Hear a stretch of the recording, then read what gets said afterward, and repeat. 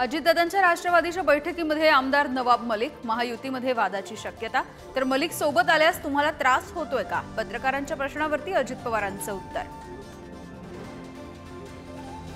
Mumbai cricket association अध्यक्षपदाची निवडणूक रंगणार, नाना पटोले एमसीए अध्यक्षपदाची निवडणूक लढवण्याची शक्यता, अमोल काळेंच्या निधनामुळे एमसीएचं अध्यक्षपद रिकामं. अंबादास दानवेंच्या निलंबनावरती उद्या निर्णय होणार, दानवेंचं निलंबन मागे घेतलं जाण्याची शक्यता. उरुळी कांचनमध्ये तुकाराम महाराजांच्या पालखीचा नगारा अडवला, दरवर्षीच्या मार्गावरून पालखी न गेल्यामुळे ग्रामस्थ आक्रमक, पुणे पोलीस अधीक्षकांकडून समजूत काढण्याचे प्रयत्न.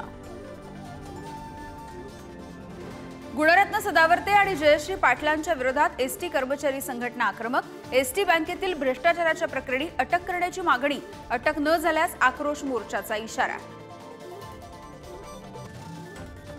अकोल्यामध्ये लाडकी बहीण योजनेच्या नोंदणीसाठी पैशांची मागणी, उमरीच्या तलाठी कार्यालयामध्ये महिलांकडून पैसे मागत असल्याचा व्हिडिओ व्हायरल, पैसे घेणाऱ्या तलाठ्यावरती निलंबनाची कारवाई. वेळेआधीच मोसमी पाऊस देशभरामध्ये पोहोचला, भारतीय हवामान खात्याने दिली आनंद वार्ता, तर कोल्हापुरातील 9 बंधारे पाण्याखाली, पंचगंगेची पाण्याची पातळी 20 फुटांवर.